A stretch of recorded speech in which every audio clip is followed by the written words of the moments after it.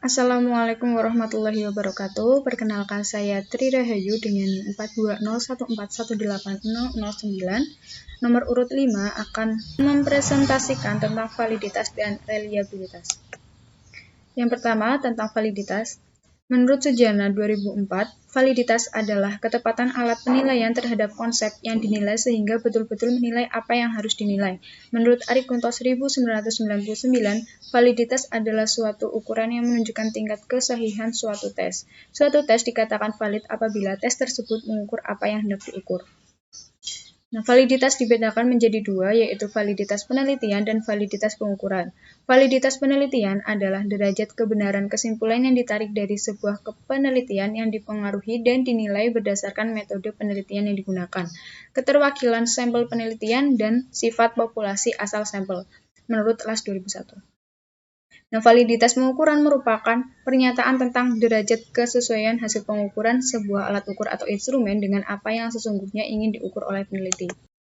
Selanjutnya, macam-macam validitas. Di sini ada validitas isi, merujuk kepada derajat kesesuaian hasil pengukuran variabel yang diteliti oleh sebuah alat ukur dengan isi atau konten dari variabel tersebut. Validitas muka merujuk kepada derajat kesesuaian antara penampilan luar alat ukur dan atribut-atribut variabel yang ingin diukur. Validitas konstruk merujuk kepada kesesuaian antara hasil pengukuran alat ukur dengan konsep atau konstruk teoritis tentang variabel yang diteliti. Validitas kriteria merujuk kepada kesesuaian antara hasil pengukuran sebuah alat ukur dengan alat ukur ideal atau standar emas tentang variabel yang diteliti. Ketepatan dinilai dengan validitas konten atau isi, validitas konstruk, dan validitas kriteria. Ketepatan konten dan konstruk dinilai oleh ahli pada bidangnya.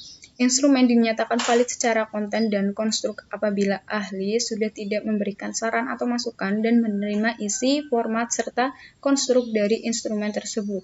Ketepatan kriteria dinilai dengan membandingkan instrumen dengan kriterianya, menurut Febrianawati 2018. Uji validitas. Uji validitas adalah uji ketepatan atau ketelitian suatu alat ukur dalam mengukur apa yang sedang ingin diukur. Dalam pengujian alat ukur, pengumpulan data penelitian validitas ada dua macam, yaitu validitas faktor dan validitas item.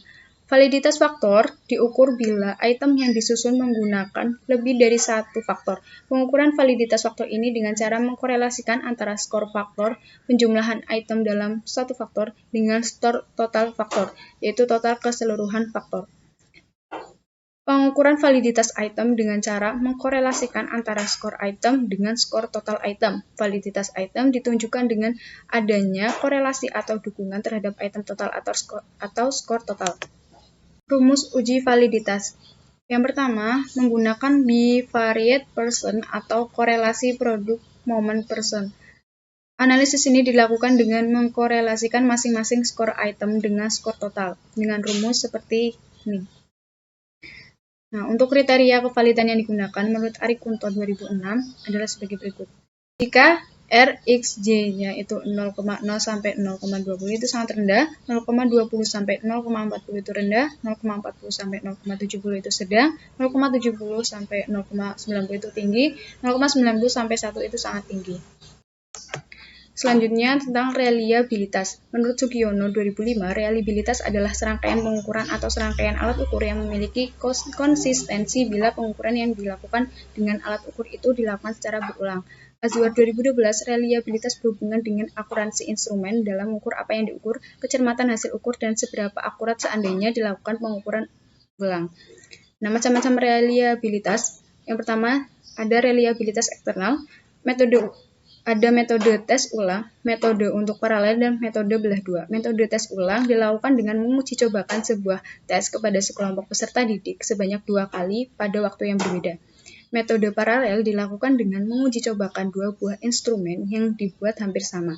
Uji coba dilakukan terhadap sekelompok responden.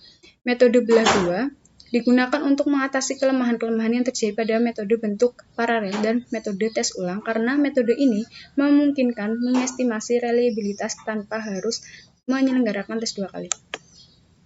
Selanjutnya ada uji reliabilitas belah dua. Di sini ada formula Sperman-Born.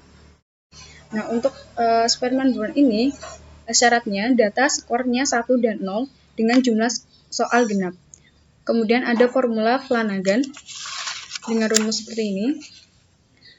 Dengan syarat data dengan skor 1 dan 0, jumlah butir soal itu genap. Instrumen dapat dikatakan valid jika memenuhi kriteria bahwa R hitung lebih dari R tabel 5%. Kategori koefisien reliabilitas menurut Arikunto 2003 adalah sebagai berikut. 0 sampai 0,20 itu sangat rendah, 0,21 sampai 0,40 rendah, 0,41 sampai 0,60 itu cukup, 0,61 sampai 0,80 itu tinggi, 0,81 sampai 1 itu sangat tinggi. Selanjutnya ada reliabilitas internal. Pada reliabilitas internal, uji coba dilakukan hanya satu kali dan menggunakan satu instrumen. Kemudian hasil uji coba dianalisis dengan menggunakan rumus reliabilitas instrumen. Yang pertama itu ada rumus KR20. Nah, untuk KR20 ini, data skornya itu 1 dan 0 dengan instrumen butir pertanyaan yang valid itu ganjil. Kemudian Cronbach alpha, rumusnya seperti ini. Untuk alpha, itu syaratnya instrumen yang skornya bukan 1 dan 0. Itu misalnya ada angket atau soal uraian. Nah, ini referensi yang saya gunakan untuk presentasi kali ini. Sekian presentasi dari saya. Apabila ada kekurangan, saya mohon maaf. Wassalamualaikum warahmatullahi wabarakatuh.